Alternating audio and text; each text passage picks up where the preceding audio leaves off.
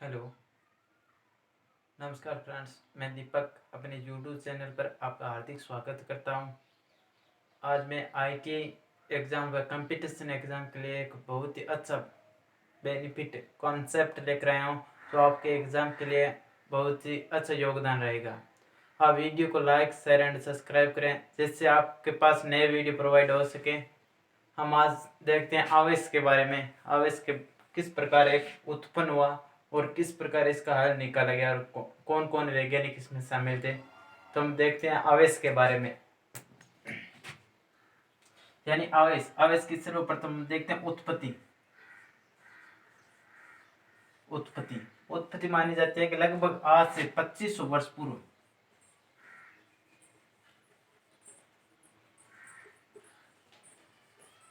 यानी उत्पत्ति इसके आज से लगभग 2500 वर्ष पूर्व हुई थी। और एक वैज्ञानिक था थेल्स।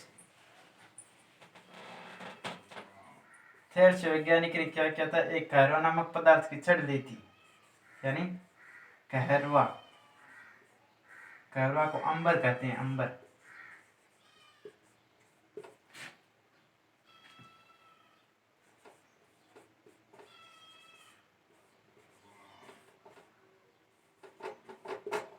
कहरवा नामक पदार्थ की छड़ को रेशम के साथ घर्षण किया था।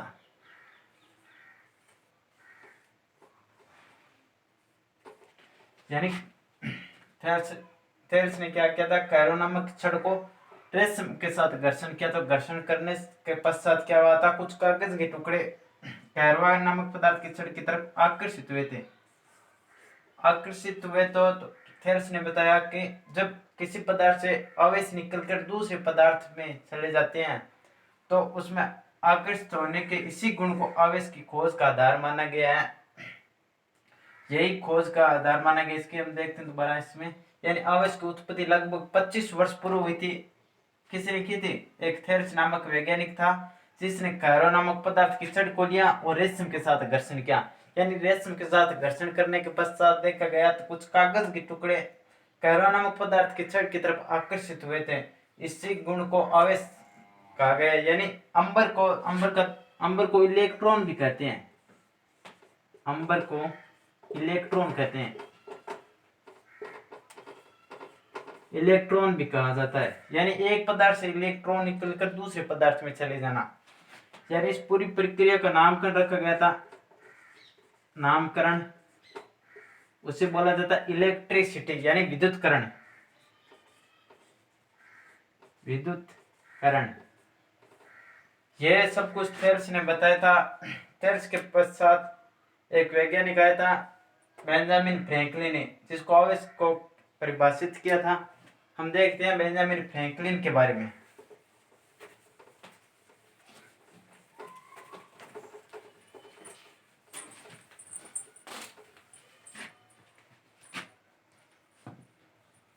बेंजामिन फ्रैंकलिन, बेंजामिन फ्रैंकलिन,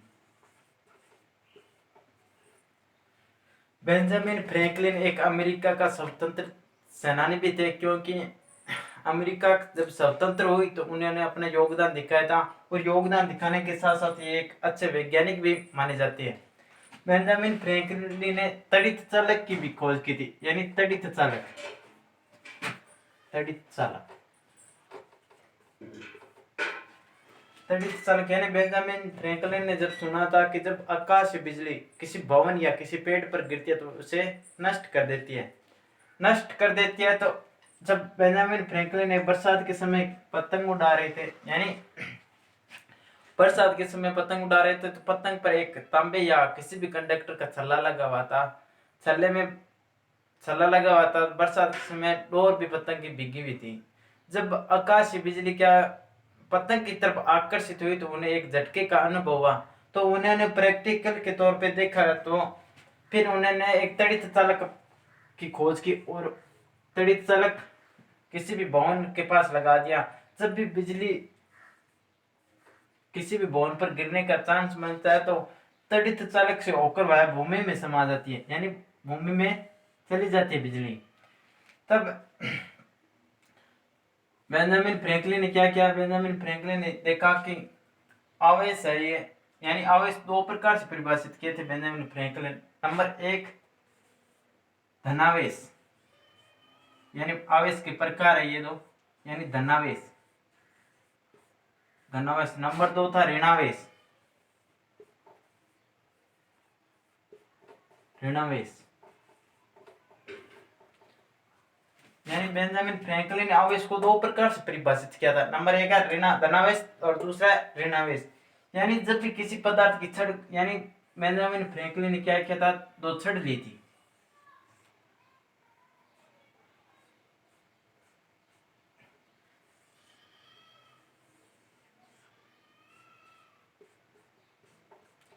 दो छड़ ली थी, एक पर था नेगेटिव चार्ज और दूसरे पर था पॉजिटिव चार्ज।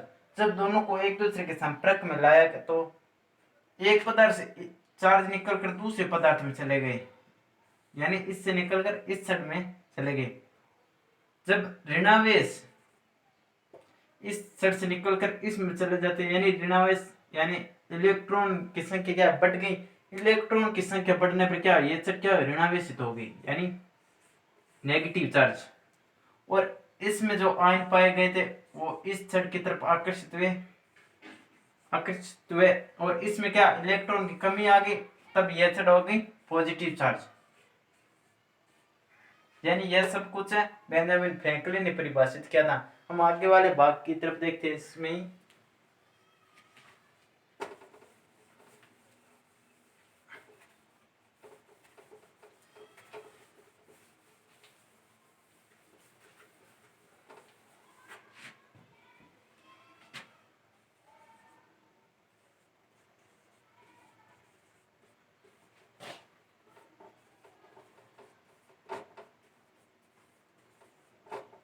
धनावेश ऋणावेश, यानी बेंजामिन फ्रैंकलिन ने दोनों पदार्थों को इस प्रकार परिभाषित किया। यानी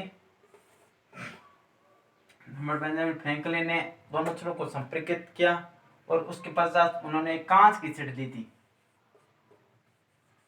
कांच की छड़। कांच की छड़ को उन्होंने रेशम के कपड़े के साथ घर्षण किया था।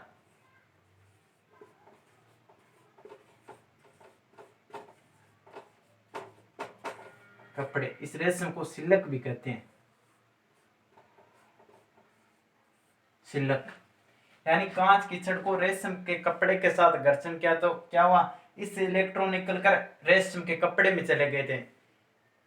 कांच की छड़ में इलेक्ट्रॉन की कमी होने पर क्या हुआ, ये पॉजिटिव चार्ज हो गई, पॉजिटिव चार्ज। और इसमें इलेक्ट्रॉन की संख्या बढ़ने पर यह नेगेटिव चार्ज हो गई।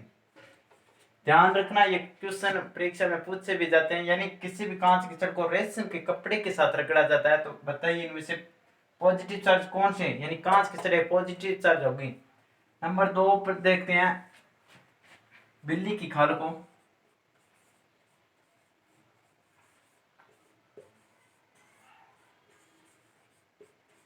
बिल्ली की खाल को इन्होंने किसके साथ घर्षण किया, एबोनाइट की छड़ के साथ।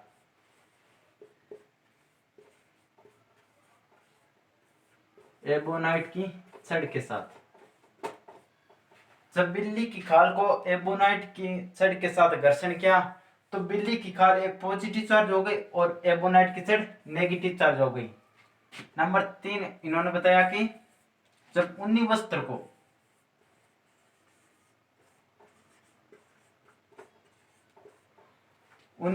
को प्लास्टिक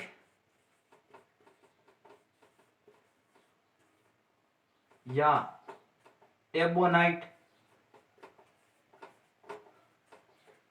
या एस्बेस्टस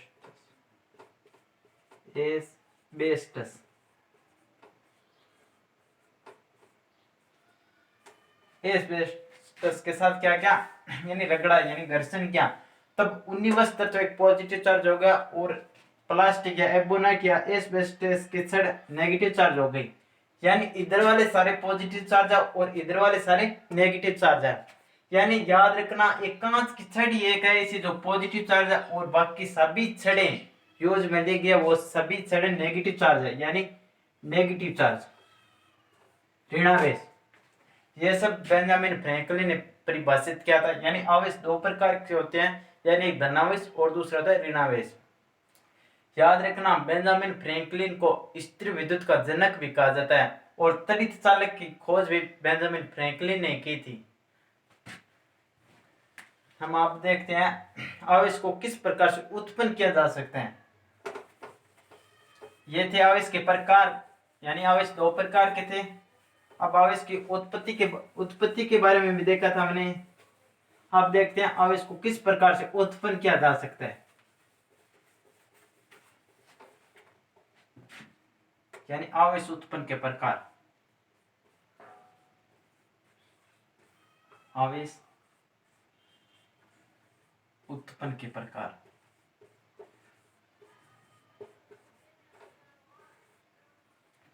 आवेश उत्पन्न के प्रकार है।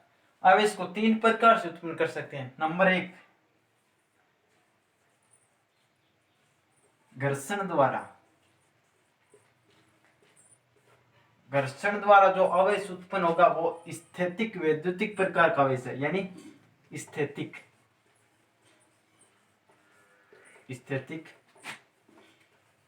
वैद्युतिक प्रकार का आवेश है। स्थैतिक वैद्युतिक प्रकार का आवेश है। जब दो छड़ को एक दूसरे के आपस में यानी घर्षण किया तो एक पदार्थ से आवेश निकलकर दूसरे पदार्थ में चला जाना, यानी घर्षण द्वारा आवेश उत्पन्न कर सकते हैं, यानी ये एक स्थैतिक वैद्युतिक प्रकार का आवेश है।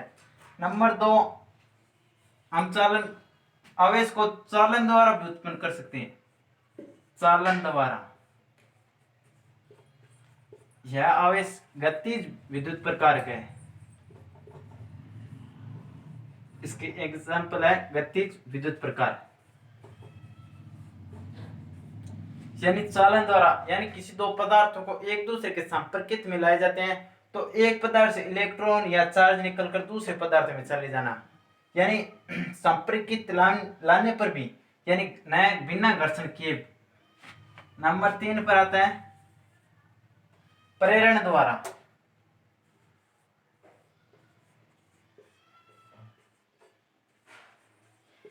प्रेरण द्वारा यह विद्युत चुंबकीय प्रकार का होता है। विद्युत चुंबकीय प्रकार का, यानी प्रेरण द्वारा यानी किसी भी दो छड़ को एक दूसरे के निकट में रख देने पर भी एक छड़ से आवेश निकलकर दूसरे छड़ में चले जाना। जैसे ये मार्कर है ये, यानी इस प्रकार संपर्कित में लाए हुए, यानी बिना टच किए हुए एक पदार्थ से आवेश निकलकर दूसरे छड़ में चले जाना, घर्षण द्वारा आवेश उत्पन्न कर सकते हैं। ये आवेश को तीन प्रकार से उत्पन्न कर सकते हैं, यानी घर्षण द्वारा, चालन द्वारा और प्रेरण द्वारा। ये तीन प्रकार से आवेश को उत्पन्न कर सकते हैं। आगे देखते हैं, आगे आवेश के सामान्य गुण है।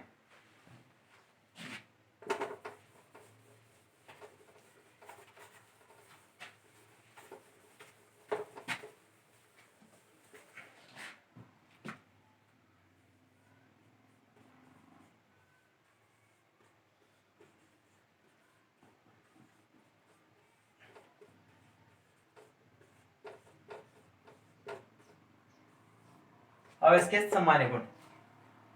आवेश के मुख्य सामान्य गुण तीन प्रकार के। नंबर एक, आवेश एक संरक्षित राशि है। आवेश एक संरक्षित राशि है।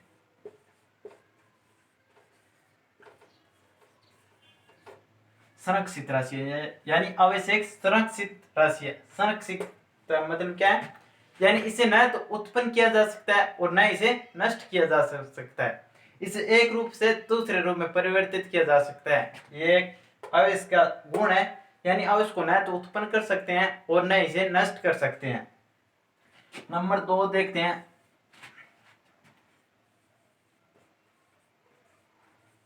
आवेश एक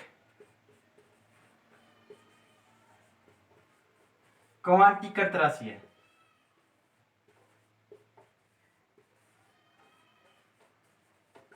क्वांटीकृत का मतलब है गणना योग्य।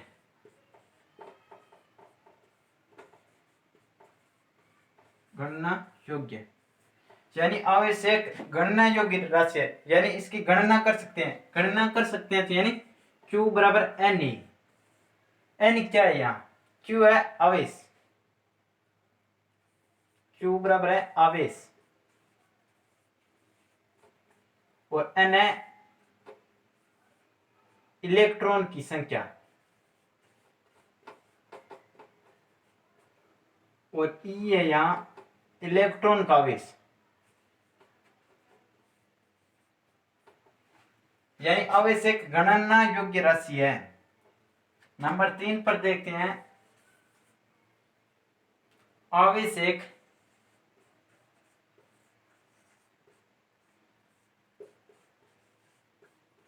योज्य राशि है।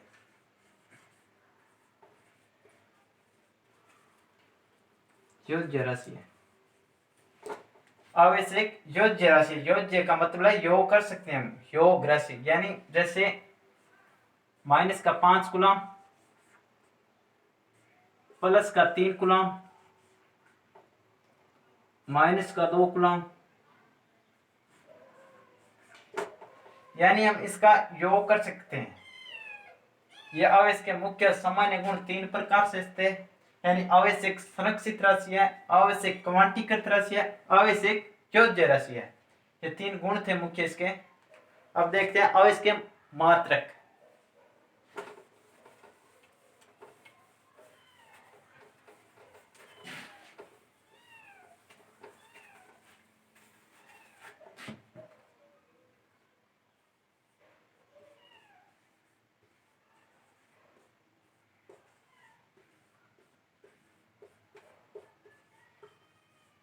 आवेश के मात्रक, आवेश का अस्थायी मात्रक, अस्थायी मात्रक, आवेश का अस्थायी मात्रक है कूलम, कूलम। सीजियस मात्रक, सीजियस मात्रक है ईएसयू, यानी इलेक्ट्रोस्टैटिक यूनिट। आवेश का अस्थायी मात्रक है कूलम और आवेश का सीजियस मात्रक है ईएसयू, यानी इलेक्ट्रोस्टैटिक यूनिट। हम देखते हैं एक कूलम में, एक कूलम बराबर 3 गुणा 10 की पावर 9 ईएसयू। तब एक ईएसयू बराबर कितने कूलम हो गए? 3.33 गुणा 10 की पावर -10 कूलम, यानी एक कूलम में इतने ईएसयू होते हैं, यानी 3 गुणा 10 की पावर 9 ईएसयू होते हैं। और एक इलेक्ट्रोस्टैटिक यूनिट बराबर 3.33 गुणा 10 की पावर -10 कूलम होता है। अब इसका एक अन्य मात्रक भी है फेराडे, फेराडे। एक फेराडे एक है फेराड, फेराड, फेराडे आवेश का मात्रक है और फेराड धारिता का मात्रक है, यानी कैपेसिटेंस। यानी एक फेराडे बराबर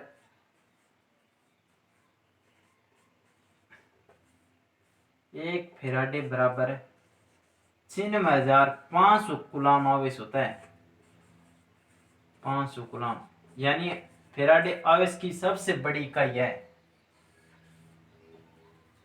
ये थे आवेश के बारे में। हम देखें आवेश उत्पत्ति किस प्रकार हुई है, आवेश को किस प्रकार से परिभाषित किया है, आवेश के उत्पन्न होने के प्रकार देखे हैं, और आवेश के सामान्य गुण भी देखे हैं, आवेश के मात्रक भी देखे हमने।